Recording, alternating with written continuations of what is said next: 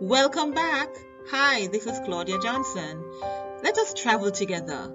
Around every corner, there's joy to behold.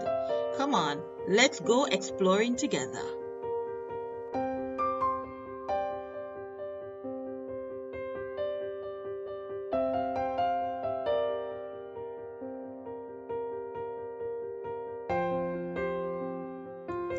Today, we'll be journeying to the Yallahs Pond. Look at that view. Isn't that beautiful?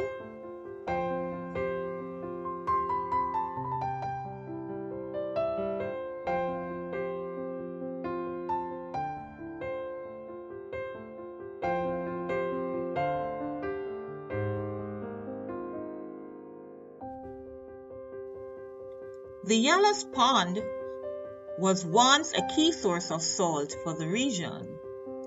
There are several theories about how the pond was formed.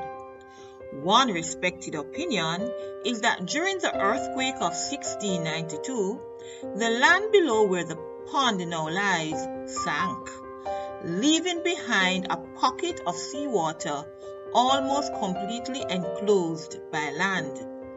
Now, due to evaporation, the water in the pond is extremely saline, at times recorded as being 15 times saltier than seawater.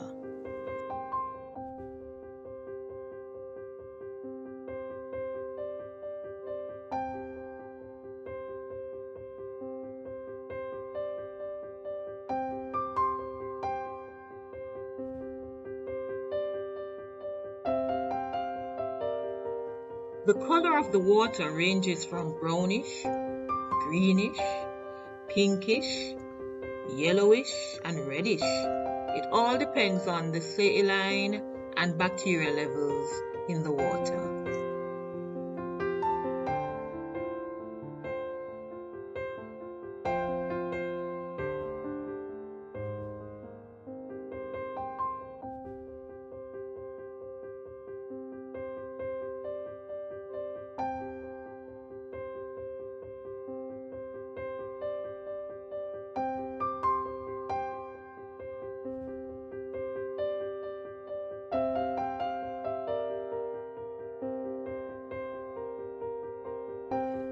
Now, there are a lot more interesting stories as to how the ponds were formed. One is about a love triangle.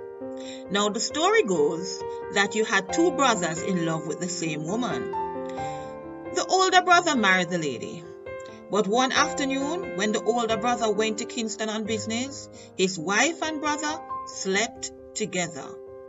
Now, upon hearing of this betrayal of his trust, the older brother began to cry himself to death, and thus formed the two ponds that drowned both the brother and the wife. Now, there are variations on this story, because another set of persons will tell you that the ponds were formed because of a dispute between the two brothers, and the ponds were formed because of a punishment for their dispute and for their crimes. What do we believe? Was it the earthquake of 1692, or was it because these two brothers were at war or at odds with each other? What do you believe? Go ahead. That two brothers do the pan, and them fight feet. One man they wake up, pure water, let them see. Okay. Is that? Okay. Nothing else. Nothing else. You said there's two ponds? Two pan, yeah. Yeah, one next one of it. Bad over there, so. Okay. Bad over here, so. Okay. See if you want, you can walk when you see bad. See when the time, that's all right, you can't watch it next to it. When the rain fall, the two pan come in a one. You have to watch right now, the park up, you can't go across it.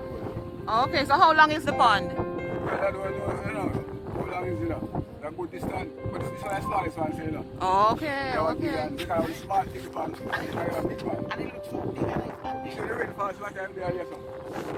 Okay, reach up where? When it rains Yes, fall? sir. When the rain falls. Oh, the water reach up to where you're standing now? Oh, yeah. Oh. I can't remember what I was going to do. Yes, yes.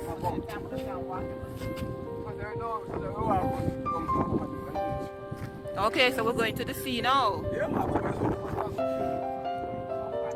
They were originally two detached bodies of water, separated from the sea by a narrow strip of land.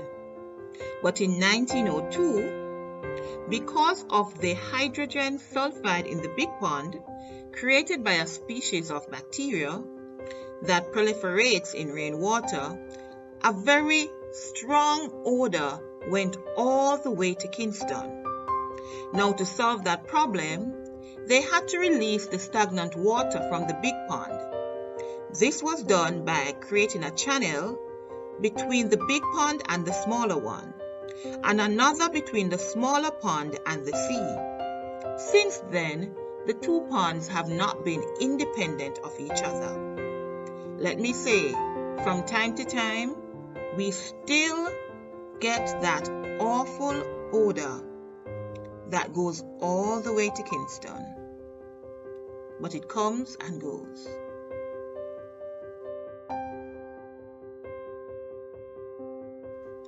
Whenever another nauseating odor permeates the air, it is because of the buildup of hydrogen sulfide in the water. What is found sometimes is that the gap between the small section and the sea is blocked by sand and debris, thus preventing the seawater from flowing into the pond to purify it.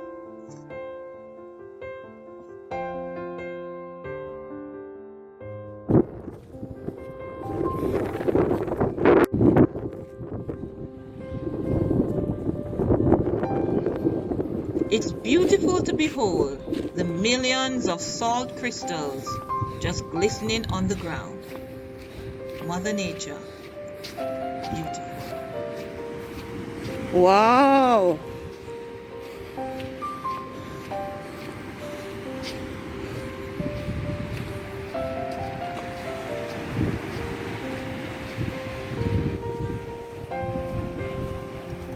Why travel all the way to Ocho Rios when you have this in your backyard?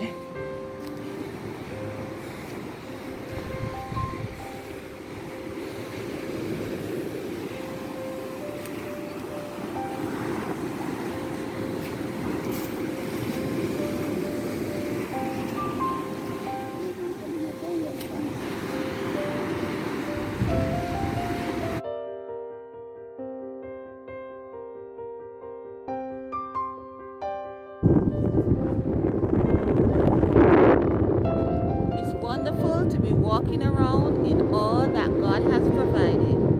Yallahs Pond, Yallahs St. Thomas. Remember, beauty is just around the corner. You just have to get yourself ready